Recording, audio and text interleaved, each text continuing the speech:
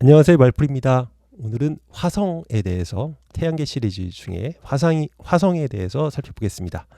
화성은 불화자를 씁니다. 불 같은 별이네요. 영어로는 Mars라고 합니다. 어떻게 해서 이름이 나왔는지 살펴보지요. 일단 화성, 지구 바로 옆에 있습니다. 여기가 지구니까 지구 다음에 있는 거죠. 그래서 우리한테 굉장히 익숙한 별이 위성이 화성입니다. 별은 아니죠. 별은 자체적으로 발광하는 게 이제 별이니까 태양계의 위성이라고 불리는데, 화성은 뭐 이런 장면 많이 보셨을 거예요. 이 화성에 가서 지구를 바라보는 그런 장면이죠. 여기에 지구죠. 예. 화성은 인간이 직접 갈 수도 있는 뭐 그런 생각을 하고 있죠. 그래서 저기 스페이스X인가요? 그 테슬라의 사장인 일론 머스크. 일론 머스크가 스페이스X를 통해서 나중에 화성으로 인류가 기후 변화로 위험해지면 이렇게 화성에 도시를 만들어서 인류를 이주시키겠다. 뭐 이런 얘기까지 하고 있는 그런 위성입니다. 앞에 그 얘기했던 그 엄마 젖을 에르메스한테 뺏겼던 친구 있죠. 앞에 영상 보세요. 에르메스 얘기 재미있습니다. 에르메스가 엄마가 헤라가 아닌데 헤라의 아들은 여기 아레스입니다. 아레스. 저기 전쟁이신. 근데 이 아레스 대신 요놈이 물론 아레스가 엄마 젖을 안 먹은 건 아니지만 에르메스가 몰래 저기 헤라한테 가서 자기 엄마도 아닌데 젖을 빨았던 기억이 있습니다. 그때 그 젖을 뺏겼던 아레스가 오늘의 주인공입니다. 전쟁의 신. 이게 화성인 거죠. 오늘 요 얘기를 해보겠습니다. 아레스, 그리스식 이름입니다. 로마에서는 마르스, 이름 비슷하긴 하죠. 아레스, 마르스. 그렇게 발음을 하고요. 이게 영어에 오면 마르스가 된 겁니다. 그래서 다 같은 아레스, 마르스, 마르스 다 같은 거라고 보시면 됩니다. 동상인 그 그리스에서 만들어진 뭐 그런 동상들이나 이런 걸 보면 이런 식으로 아주 전쟁 영웅으로 이렇게 마르스는 그 아레스는 그림이 그려지고 있어요. 여기 실제 요새 이제 현대에 와서 마르스에 대해서 그린 그림도 이렇게 전쟁 잘하게 마초로 딱 보이죠? 그런 식입니다. 여기 그림에서도 마르스가 여기 있어요. 근데 마르스는 이제 제우스랑 헤라의 아들이거든요. 근데 제우스의 자식이 또 전쟁의 신이 하나가 더 있어요. 그게 누구냐면 여기 나온 아테나라고 하죠. 그래서 마르스랑 아테나랑 조금 좀 경쟁 관계, 같은 자식으로서 같은 전쟁의 신으로서 약간 그런 경쟁심이 유발이 되고 있는데, 제가 볼 때는 아테네가 더 승입니다. 마르스는 싸움은 잘하는데 뭐 싸움도 모르겠어요. 여하튼 좀 제 생각에는 여하튼 아테네가 승인데 그 이유도 점차 얘기를 해드릴게요. 하여튼 마르스는 굉장히 이미지가 터프하고 그냥 돌격입니다. 아테네는 좀 머리를 쓰거든요. 근데 마르스는 그냥 싸워요. 그래서 어떻게 보면 그 그리스에서 스파르타 알죠? 이게 이 영화가 스파르타의 300 뭐 그거 화면을 가지고 온 건데 스파르타식이에요. 돌격해갖고 힘으로 그냥 붙어 싸우는 그런 느낌이죠. 용맹하고 그냥 무대 보고 그런 느낌입니다. 하지만 이제 아테네는 약간 좀 전쟁을 최대한 피우다가 필요할 때 몰래 또는 뭐 이렇게 작전 써서 공격하는 그런 느낌인 거죠. 그래서 전략을 논할 때는 항상 아테나한테 기도하고 그냥 직접 전투에 참여할 때는 어떻게 보면 그 아레스한테 기도를 해야 되는 게 맞는 방법이겠죠. 여기 그림이 나오네요. 아테네 여신이거든요. 아까 얘기한 아테네 이제 같은 건데 아테네의 여신이어서 아테나입니다.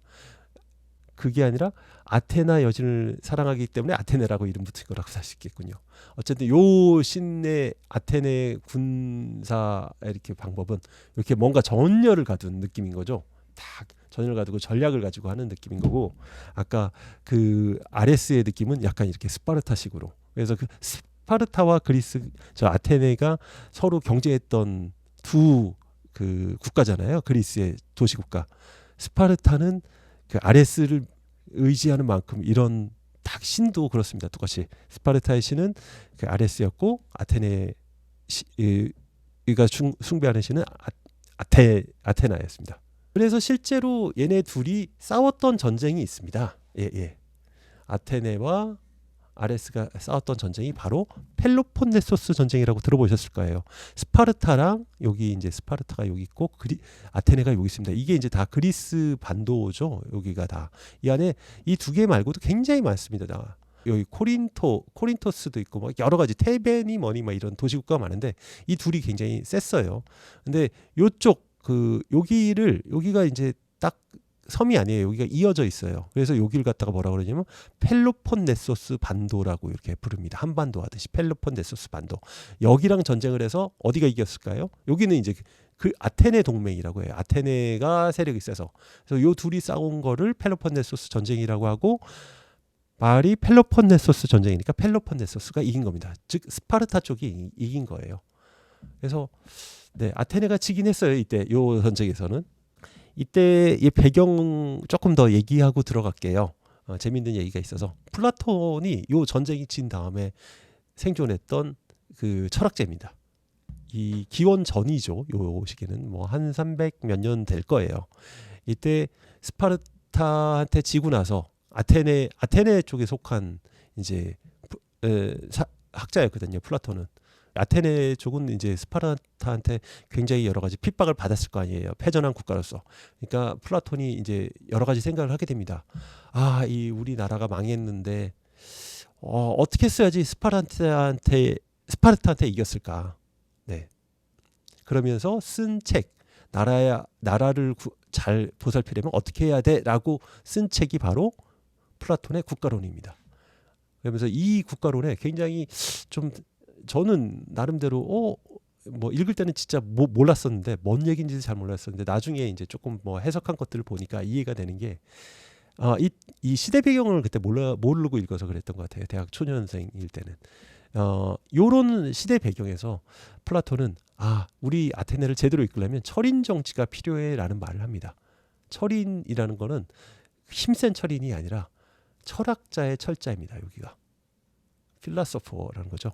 지혜로운 사람의 통치가 필요해. 근데 이 지혜도 사실 약간 스파르타에서 가져온 듯한 느낌입니다. 스파르타가 어떻게 보면 아주 강인한 뛰어난 애들 몇 명을 선발해서 걔네들만 키우는 거거든요. 그래서 똑같이 얘도 어떻게 되냐면 재능이 뛰어난 어린 애들을 선발을 합니다. 그래서 걔네들을 모아놓고 훈련시켜요. 막 체력도 그렇고 학문도 그렇고 교육을 막 시킵니다. 보면 학문들 여러 가지 철학, 수학, 점성술, 예술까지 아주 종합적인 예술인을 키워요. 엘리트를 키우는 거죠. 그래서 이게 엘리트 정치 뭐 이런 그 탄압을 받습니다. 근데 그래놓고 어떻게 되냐면 요 사이에 사실 뭔가가 있어요. 어떻게 되냐면 이 애를 사회에 그냥 보내버려요. 갑자기 아무 보호 없이. 그래갖고 얘가 뭐 기억은 안 나지만 한 몇십 년 이렇게 살아서 자기가 스스로 돌아와야 돼요. 왔을 때 이제 사회 경험까지 밑바닥 경험까지 해본 친구를 돌아오면 이 친구를 관직에 종사를 시키고 그리스를 이끄는 지도자로 만드는 겁니다. 그래야지 제대로 된 나라가 돌아간다. 뭐 이런 얘기를 했는데 지금도 뭐 여러 가지 시사하는 바가 있는 거예요. 뭐 재밌는 얘기들이 여기 좀 있습니다. 뭐 하나만 더 하면 뭐 여기서 보면 아내를 공유한다든지 뭐 이런 것들도 있습니다.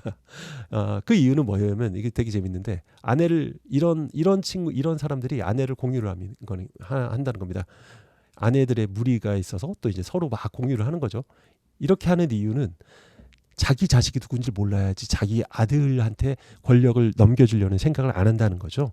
그래서 뭐 이런 것들은 되게 나름대로 신기하게 다가오는 생각입니다. 어쨌든 그리스가 이제 그런 막 철학도 있었고 뭐 스파르타가 결국엔 펠로폰네소스 동맹이 이겼잖아요. 그러면서 이제 아테네는 약해지고 그리스 세력이 점점 약해져요. 스파르타도 약해집니다. 왜냐하면 스파르타는 그 외부의 사람을 인정하지 않았어요. 자기네 민족만. 그러다 보니까 순수 혈통만 강조하니까 나라가 커지지 않아요. 그때 이 뒷단에서 커지고 있던 나라가 있습니다. 그게 바로 로마였죠. 그래서 로마는 세력이 점점 강해지면서 이 그리스에서 어느 신을 좀 자기네 신으로 채택할 거냐면 스파르타의 강한 신을 원했어요. 그래서 스파르타는 아레스를 선택하게 되죠. 전쟁을 좋아하잖아요. 로마도. 그래서 아레스가 로마로 오면서 이제 마르스가 되는 거고 마르스가 이제 영어로 마을스가 되는 거고 그래서 이 로마에는 항상 마르스를 상징하는 그런 것들이 많습니다. 참고로 그 이렇게 군인들이 막 행군하는 걸 뭐라고 하죠? 막 악기 연주하면서 가는 이런 밴드들을 마칭 밴드라고 하잖아요. 예, 행군이 마치입니다. march. 예. 그래서 요 단어도 마르스 시내에서 나온 거고요.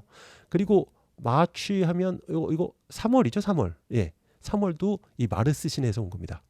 왜냐면 겨울 동안에는 전쟁을 못 해요. 그래서 로마에서는 전쟁이 빨리 시작이 돼야 되는데 언제부터 가능하냐? 겨울이 지난 3월부터 전쟁이 시작된다 해서 마치가 3월로 전쟁이 되는 겁니다.